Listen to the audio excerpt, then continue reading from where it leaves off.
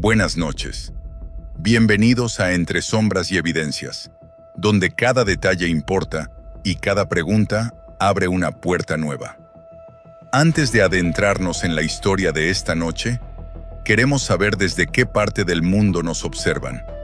Tu voz es esencial para seguir construyendo una comunidad curiosa, informada y consciente de los sucesos que se ocultan entre las sombras. La cámara se detiene en una casa cribada por cientos de balas. Los federales observan el humo que aún escapa por las ventanas. En su interior, yace el cuerpo de una mujer que el gobierno llamará la mente maestra del crimen organizado. Pero, ¿quién fue realmente Ma Barker? ¿Una estratega mortal o un mito construido para encubrir una operación controversial? Para entenderlo, debemos volver a sus inicios, mucho antes de aquel amanecer en el que su historia terminó envuelta en pólvora. A finales del siglo XIX, en el pequeño pueblo de Ash Grove, Missouri, nace Arizona Donnie Clark, quien más tarde sería conocida como Ma Barker. La época es dura. El campo sufre inestabilidad económica y las oportunidades son escasas. En la voz del narrador se siente un viaje hacia un mundo rural, gobernado por la pobreza y la fe rígida. En esos años, la vida de Arizona transcurre entre labores domésticas y una estricta crianza religiosa. Nadie en ese entonces podría imaginar que aquella niña callada sería más tarde señalada como una de las figuras criminales más temidas de los Estados Unidos. Pero algo comienza a moldearse en su interior, un resentimiento silencioso hacia la autoridad y una lealtad casi obsesiva hacia cualquiera que considere su familia. A principios del siglo XX, Arizona se casa con George Barker, un trabajador errante. No hay romance, solo necesidad y supervivencia. La pareja pronto tiene 4 hijos: Herman, Lloyd, Arthur y Fred. Los Barker crecen en un ambiente áspero, donde el dinero nunca alcanza y la ley es un concepto flexible. América está cambiando. Llega el progreso industrial, el auge del ferrocarril y poco después las tensiones que llevarán a la prohibición del alcohol. Los jóvenes Barker, sin guía ni recursos, encuentran en la delincuencia una salida rápida. Y Ma, lejos de frenarlos, los observa con indulgencia, tal vez porque los veía como víctimas del sistema, o tal vez porque ya había aprendido que la ley nunca jugaba a su favor. Durante la década de 1910, los hijos Barker comienzan a cometer pequeños robos, peleas y hurtos menores. La policía local los identifica rápidamente como una familia problemática. Los expedientes policiales se acumulan, y cada vez que uno de sus hijos cae en problemas, Ma corre a defenderlos con vehemencia. Para algunos vecinos, es una madre protectora.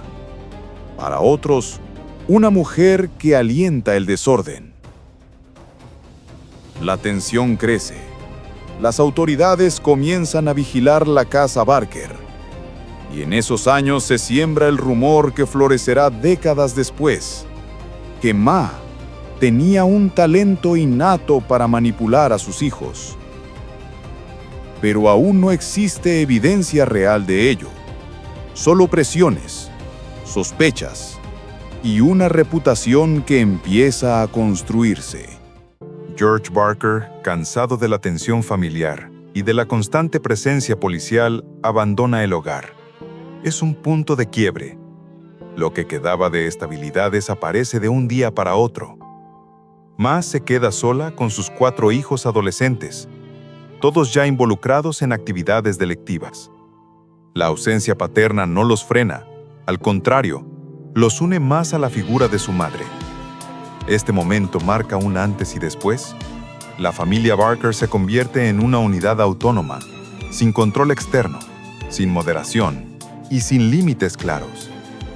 Y mientras América avanza hacia la era de la prohibición, el país entero comienza a ver un auge del crimen organizado, un terreno fértil para que una familia como esta encuentre su propósito.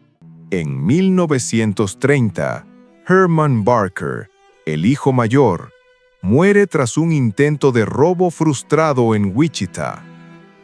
Evitando la captura, se dispara a sí mismo. La noticia sacude a Ma Barker. No llora ante los policías, no suplica, solo mira fijamente, como si algo dentro de ella se endureciera definitivamente. Esa muerte alimenta un mito. La idea de que Ma juró no dejar caer vivos a sus hijos en manos de la autoridad. Una narrativa que, con el tiempo, será exagerada por los agentes federales. Pero lo cierto es que este evento desencadena una transformación silenciosa. Ma comienza a mudarse constantemente, siguiendo los pasos de sus hijos, manteniéndose cerca de ellos y cada vez más lejos de la normalidad. Estados Unidos entra de lleno en la prohibición. El crimen organizado se fortalece. Los bancos se llenan de dinero, las carreteras de asaltantes, y el FBI, aún joven, lucha por mostrar eficacia. La familia Barker se adapta al momento histórico. Pequeños delitos se convierten en robos grandes. Los federales empiezan a tomar nota. Y en ese ambiente convulso, nace una alianza que cambiará el destino de los Barker. La unión con un joven habilidoso, inteligente y frío llamado Alvin Karpis. Pero esa parte de la historia pertenece al siguiente episodio. Mientras los Barker ascienden en la delincuencia, los periódicos locales empiezan a construir la imagen de Ma como una mujer dominante, capaz de moldear a sus hijos hacia el crimen. Pero aún hay dudas. ¿Fue realmente una mente maestra? ¿O solo una madre permisiva envuelta en un torbellino que no podía controlar? La verdad sigue oculta, como un hilo que aún no se ha revelado por completo. La cámara se detiene en una foto borrosa. Ma Barker, junto a sus hijos, y un joven de mirada fría que pronto se convertirá en uno de los criminales más buscados del país.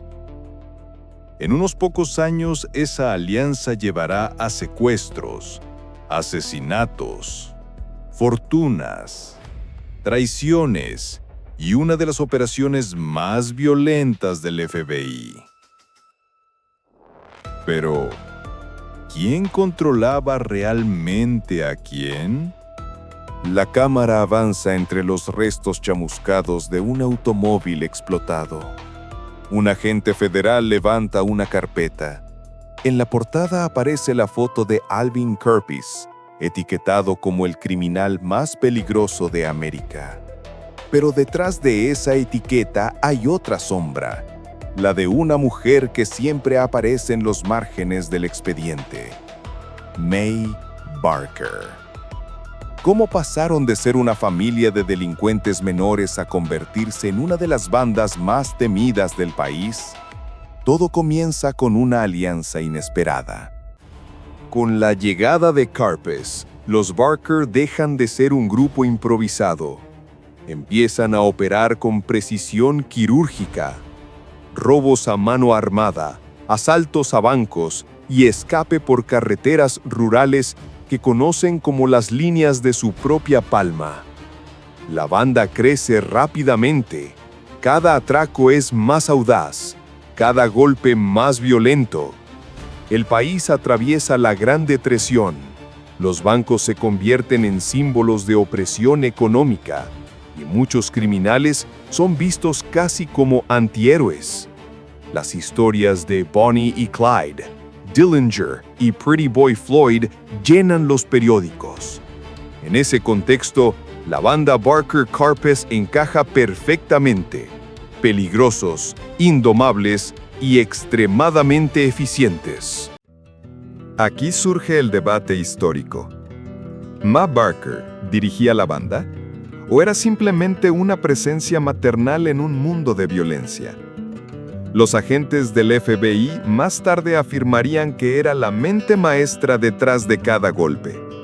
Sin embargo, testigos y criminales contemporáneos, incluido el propio Carpes, aseguraron que Ma no participaba en los planes ni en las operaciones. Lo que sí es cierto es que Ma proveía algo invaluable: estabilidad emocional. Ella cocinaba, mantenía la casa, preparaba los refugios temporales y reforzaba la lealtad interna. Para una banda que vivía en constante fuga, ese tipo de estabilidad era un arma silenciosa, tan poderosa como cualquier pistola. La matriarca se convierte así en un símbolo. La madre que siempre está, la figura que hace que todos regresen a casa, incluso si esa casa cambia cada pocos meses. Entre los primeros años de 1930 y aproximadamente 1933, la Barker Carpes Gang ejecuta atracos que los convierten en objetivo federal. Uno de sus golpes más violentos ocurre durante un asalto donde un oficial muere en un intercambio de disparos. Ese evento marca a la banda como enemigos prioritarios. Desde ese momento, cada movimiento, cada huida, cada escondite, se vuelve una partida contra un reloj invisible. El FBI intensifica su vigilancia y comienza a construir una narrativa, la de una madre diabólica que controla a una banda de asesinos. La pregunta es, ¿por qué necesitaban ese relato? El misterio queda abierto. La banda, buscando ingresos más altos y rápidos, da un paso peligroso: los secuestros por recompensa. En 1933, secuestran a William Hamm, un prominente empresario cervecero. El rapto es ejecutado con precisión atemorizante. A pesar de la violenta reputación de la banda, Hamm es tratado con relativa calma y liberado tras el pago de un rescate considerable. El FBI queda humillado. Pocas semanas después, la banda lo vuelve a hacer. Secuestran a Edward Bremer, heredero de una importante familia bancaria. Este golpe es aún más rentable, pero también más explosivo. La familia Bremer está conectada políticamente y la presión sobre el FBI se vuelve insoportable. Los Barker Carpes pasan de ser fugitivos a convertirse en prioridad nacional. Tras el secuestro de Edward Bremer, el presidente Franklin Delano Roosevelt exige resultados inmediatos. El mensaje es claro: capturar a la Barker Carpes Gang se convierte en una misión de Estado. En ese ambiente político, el FBI, que aún lucha por consolidar su reputación, encuentra la oportunidad perfecta para demostrar fuerza. Es entonces cuando empiezan a moldear la narrativa que los favorece. Para justificar recursos, redadas y tácticas cuestionables, presentan a la banda como una organización casi militar y a Ma como la mente diabólica detrás de cada decisión. Una imagen poderosa, aunque no necesariamente real. Con la presión federal al máximo, la banda se divide en grupos pequeños y se refugia en casas alquiladas bajo identidades falsas. Ma Barker viaja con su hijo Fred, moviéndose entre casas vacacionales en Florida, mientras Carpes sigue organizando operaciones desde otros estados. La calma parece durar solo días. Documentos falsos, autos prestados y refugios temporales mantienen al grupo vivo, pero también generan errores. Cada paso que dan los acerca a su final. Un agente federal observa un mapa lleno de alfileres.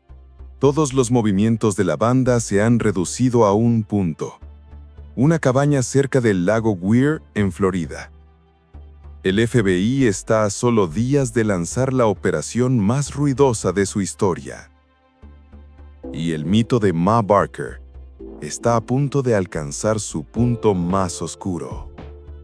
El amanecer en Florida es engañosamente apacible. La cámara se eleva sobre el lago Weir y a la distancia se ven docenas de agentes federales rodeando una casa pintada de blanco. Están todos allí, rifles cargados, órdenes firmadas y un objetivo claro. En esa casa se ocultan Fred Barker y su madre, Ma Barker. Pero lo que ocurrirá en las próximas horas se convertirá en una de las operaciones más controversiales en la historia del FBI. Para entender cómo llegaron a este punto, debemos regresar a los últimos días de la banda Barker Karpis. Hacia mediados de 1934, la presión federal alcanza un punto de ebullición. Los secuestros de William Hamm y Edward Bremer han generado escándalo político y el gobierno exige resultados contundentes. La Barker Karpis Gang, antes unida y agresiva, empieza a fracturarse. Alvin Karpis se mueve con cautela entre estados del norte, evitando la captura y dejando un rastro casi indetectable. En cambio, Fred Barker y su madre deciden refugiarse juntos. Para Ma, mantenerse cerca de uno de sus hijos es un acto natural. Para Fred, su madre representa la única constante emocional en una vida marcada por fugas. Pero esta decisión sentimental los hará vulnerables. A finales de 1934, Fred y Ma alquilan una casa de vacaciones cerca del lago Weir, en el estado de Florida, bajo nombres falsos. La propiedad es tranquila, rodeada de árboles, con un muelle que desciende hacia aguas quietas. A simple vista, parece el lugar perfecto para desaparecer. Pero ese mismo aislamiento llama la atención de los vecinos. Un hombre joven con dinero en efectivo, acompañado de una mujer mayor que raramente sale. Comportamientos suficientes para que un oficial local informe al FBI. Los federales ya sospechaban que la banda había huido al sur. Esta pista es la pieza que faltaba. Agentes federales se instalan en la zona, disfrazados de pescadores y turistas comunes. Desde la orilla opuesta del lago observan silenciosamente la casa. Pronto identifican a Fred Barker, uno de los fugitivos más buscados del país. Pero hay una duda. ¿Quién es la mujer que lo acompaña? Los federales no pueden creer que sea Ma Barker. Para ellos, la matriarca debería estar en otro estado, coordinando operaciones. Según la narrativa oficial que ellos mismos habían promovido, Ma nunca se quedaba quieta. Y sin embargo, ahí estaba. Una mujer tranquila, que alimentaba pájaros, barría el porche y tejía en las tardes. Los agentes comenzaron a preguntarse si realmente estaban frente a la mente maestra del crimen o frente a una anciana atrapada en la espiral de su hijo. Con la identificación confirmada, el FBI recibe la orden de actuar. La reputación de la agencia está en juego. Los casos Hamm y Bremer aún son heridas abiertas en la opinión pública. El jefe del FBI decide que esta operación será ejemplar. Debe ser contundente, ruidosa y final. Y aunque existen dudas internas sobre el papel real de Ma Barker, eso no detendrá a nadie. La maquinaria federal se pone en marcha. Decenas de agentes se movilizan discretamente hacia la región. La casa de Florida se convierte en una trampa lista para cerrarse. En la madrugada del 16 de enero de 1935, agentes federales rodean silenciosamente la propiedad. El aire está húmedo y frío. Los grillos han dejado de cantar. Cada hombre toma posición detrás de árboles, rocas y automóviles camuflajeados. Todos esperan la orden final. El plan es simple: exigir la rendición. Pero nadie en el FBI cree que Fred Barker se entregue sin pelear. La tensión es casi física, como una cuerda a punto de romperse. Con el sol apenas asomando, el FBI toma un megáfono y ordena a los ocupantes de la casa salir con las manos en alto. No hay respuesta. Segundo llamado. Silencio. Tercer llamado. Un disparo atraviesa una ventana y silba entre los agentes. Ese disparo, según reportes posteriores, habría sido hecho por Fred. Sea como sea, marca el inicio del enfrentamiento más largo y más sonado en la historia temprana del FBI. Lo que sigue es una lluvia de fuego. Por más de 4 horas, ambos lados intercambian disparos. El FBI usa ametralladoras, rifles automáticos y armas pesadas. La pequeña casa vibraba con cada impacto. Los disparos de adentro se vuelven esporádicos, más débiles. Aún así, los agentes no bajan la guardia. Creen estar enfrentando a 2 criminales armados hasta los dientes, dirigidos por una mujer que, según ellos, era capaz de coordinar operaciones mortales. Nadie piensa en la posibilidad de que Ma Barker simplemente estuviera acurrucada en una habitación, aterrorizada. Cuando al fin los disparos cesan, los agentes avanzan con cautela. La puerta es derribada y los hombres entran entre humo, astillas y olor a pólvora. En una habitación encuentran los cuerpos de Fred y de su madre. Los reportes federales afirman que ambos murieron disparando. Sin embargo, décadas después surgirán dudas. ¿Ma Barker realmente disparó? ¿O el FBI infló su papel para justificar una operación excesiva? Las respuestas no están en esa habitación. Solo el silencio y los cuerpos abatidos de una madre y su hijo. La prensa celebrará al FBI. El país creerá que la legendaria mente criminal ha sido eliminada. Pero Alvin Karpis aún está libre, y su testimonio futuro desafiará la historia oficial, asegurando que Ma Barker nunca fue la líder. Si él dice la verdad, ¿por qué entonces la mataron como si lo fuera? La cámara se acerca lentamente a un archivo desclasificado. La portada dice: Caso Barker Karpis. El narrador continúa. Décadas después del tiroteo en Florida, algo inquietante emerge de estos documentos. Testimonios que contradicen la historia oficial. Registros incompletos. Declaraciones inconsistentes. ¿Y si todo lo que creímos sobre Ma Barker no fuera cierto? El último episodio entra en el corazón del mito para revelar cómo nace una leyenda criminal y cómo se manipula. Tras la muerte de Ma Barker y Fred, Estados Unidos entra en un periodo de calma relativa. El FBI, aún joven, necesitaba demostrar su capacidad para contener el crimen organizado, en una época dominada por el caos de la Gran Depresión. La muerte de los Barker se convierte en un triunfo mediático. Los periódicos publican titulares que describen a Ma como la mujer más peligrosa del país y la mente criminal detrás de la banda. La ciudadanía, cansada de gángsters como Dillinger o Bonnie y Clyde, encuentra alivio en esta narrativa. Un villano claro, derrotado por la fuerza de la ley.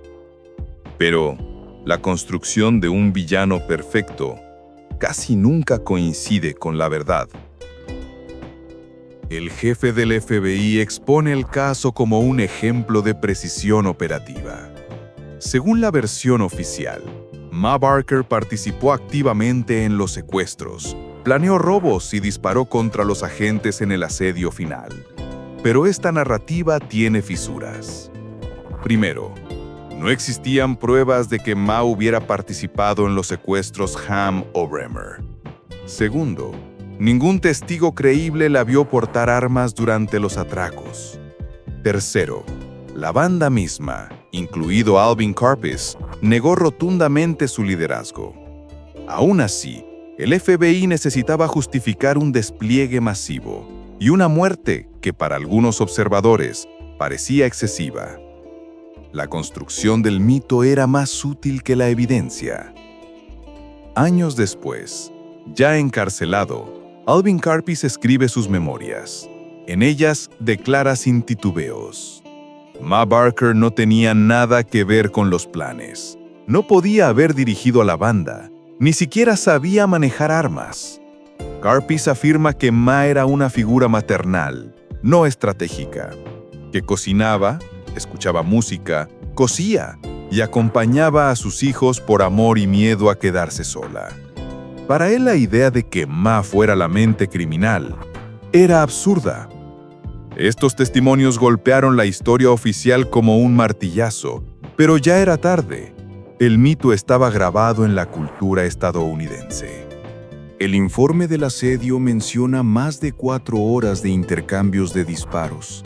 Sin embargo, ningún agente resultó herido. Se recuperaron armas dentro de la casa, pero nunca se confirmó quién las disparó. Algunos agentes veteranos cuestionaron la decisión de abrir fuego contra una mujer de avanzada edad cuya participación activa era dudosa. Otros sugirieron que el FBI había actuado con exceso de fuerza para evitar un escape que en realidad nunca estuvo cerca de ocurrir. La escena del crimen quedó convertida en símbolo, pero no necesariamente en verdad. Historiadores contemporáneos señalan que Ma Barker fue víctima de una narrativa que combinaba sexismo, miedo y la urgencia política de demostrar eficacia policial. Una mujer en el crimen era una anomalía. Una madre que lideraba a criminales resultaba monstruosa a ojos del público. Estas ideas sensacionalistas facilitaron la construcción mediática que aún perdura. La historia de Ma Barker es, más que una crónica criminal, un caso de manipulación cultural. ¿Cómo un mito puede ser más poderoso que una biografía real? A pesar de las dudas, la banda Barker Karpis sí dejó una huella criminal importante. Robos, asesinatos, secuestros, fugas y una coordinación que mantuvo en jaque al FBI durante años. Pero el papel de Ma sigue siendo un enigma. ¿Fue cómplice? Sí. ¿Fue líder? Difícilmente. Fue una madre que nunca supo o nunca quiso soltar a sus hijos. Una mujer atrapada entre la pobreza, la lealtad familiar y un país que convertía criminales en leyendas. Su vida terminó bajo una lluvia de balas, pero su mito apenas comenzaba. El caso Barker Karpis permanece como uno de los más estudiados de la era criminal de los años 30. No por sus cifras, sino por su relato. Es un recordatorio de que la historia puede deformarse cuando necesita héroes o necesita villanos. Quizá Ma Barker no fue la madre más peligrosa, sino la más trágica. Quizá su verdadero crimen fue amar demasiado a sus hijos o no saber alejarlos cuando aún era posible.